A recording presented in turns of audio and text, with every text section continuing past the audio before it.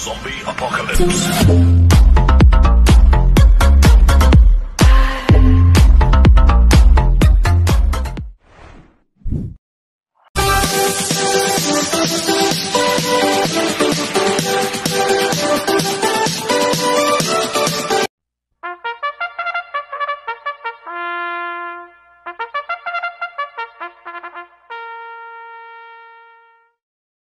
Magandang araw po mga bayang karwista. Ngayon po ay araw ng Miyerkules, December 11, 2024, karera po ng Metoturf, Malbar, Batangas. Meron po tayong 7 karera sa araw na ito.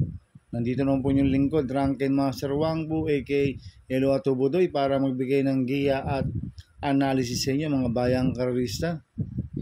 Mga bayang karwista, start po ng karera rin ay 5 PM.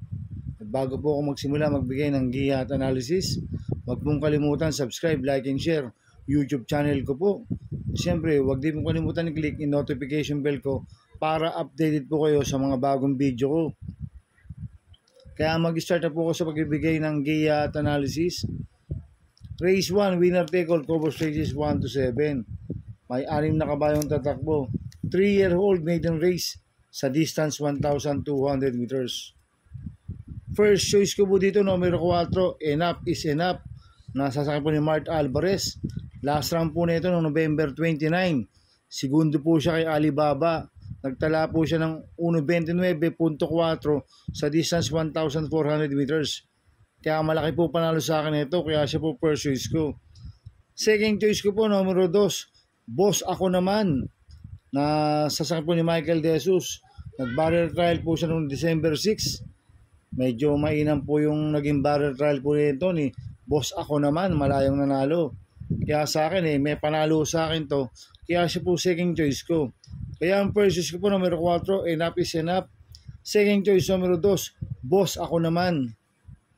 Sa race 2 po tayo, pick 6 cover races 2 to 7. May 8 kabayong tatakbo. Rating base system class 5-5 split. Racer sa distance 1,200 meters. First choice ko po dito, numero 6, Catherine.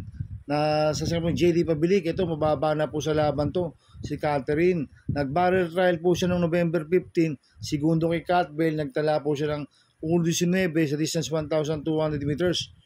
Kaya sa akin, malaki po panalo sa akin ito. Kaya siya po first choice ko. Second choice ko po, numero 4, Heirloom. Nasasakay po JC De La Cruz. Mababa rin po sa laban to, si Heirloom. Kaya sa akin malaki rin po panalo sa akin ito, kaya siya po second choice ko. Lalagyan ko po third choice sa Pandiado, numero 8, Wild Act. Nasasakyan po ni Jerome Storke. Ito, last round po na ito, November 9. Segundo kay Modern Stroke. Nagtala po siya ng 1.32 sa distance 1,400 meters. Kaya siya po third choice ko na Pandiado. Kaya ang first choice ko po, numero 6, Catherine. Second choice, numero 4, Heirloom. Third choice sa Pandiado, numero 8, Wild Act. Sa race 3 po tayo, pick 5 cover races 3 to 7. May 8 kabayong tatakbo. Rating base system class 5-11 to 15 split. Distance 1,200 meters. Dito sa race 3, may mga nakikita akong mabilis na pwede maglutsahan. Sila Glenda's Magic, Mr. Manileñal, Noble Promise. Mabibilis po yan. Kaya ako, ang first choice ko po dito, yung numero 4, Instant Notice. Nasasakay po ni Noel Lunar. Ito, last round po nito, November 30. Segundo po siya kay Bohemian. Nagtala po siya ng 1.29.8 sa distance 1,400 meters. Kaya malaki po panalo sa akin ito, kaya siya po first choice ko. Second choice ko po, numero 2, Golden Petita. Nasasakay po ni Ryan Base. Last round po nito, December 4. Segundo kay Hot Legs. Inabot lang ko ni Hot Legs yan. Nagtala po siya ng 1.14.2 sa distance 1,200 meters. Kaya malaki rin po panalo sa akin ito. Kaya siya po second choice ko. Lalagyan ko pong third choice sa Pandiado, numero 7, Noble Promise. Nasasakyan Jerome Storke. Ito, bagong baba po ng rating base system to, si Noble Promise. Last round po na ito, tumakbo na Domsat 7. Medyo mataas po nilabanan. Kaya siya po third choice ko na Pandiado. Kaya ang first choice ko po, numero 4, Instant Notice. Second choice, numero 2, Golden Petita. Third choice sa Pandiado, numero 7, Noble Promise. Sa race 4 po tayo. Peak 4, cover races 4 to 7. May 8 kabayong tatakbo. Rating basis yung class 5, 6 to 10 split. Distance 1,200 meters. First choice ko po dito, numero 6, Sound of Silence, na sasama po ni RM Garcia.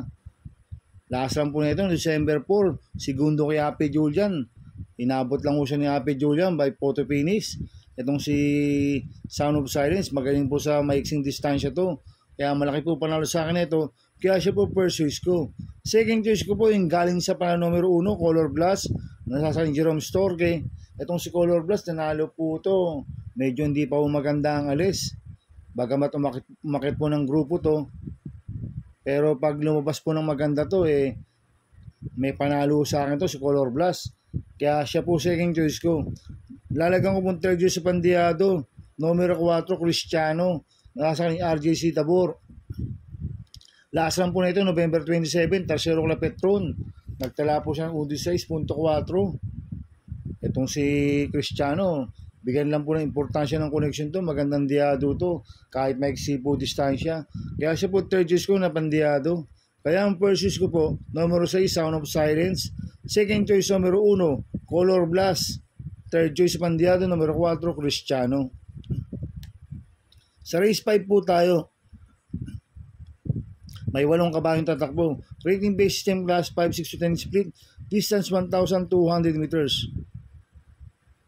First choice ko po dito, numero 5, Star of the Future.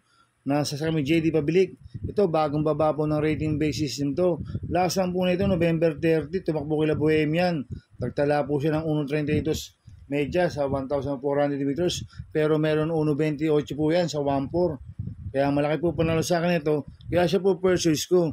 Second choice ko po, numero 8, Axis Deviation.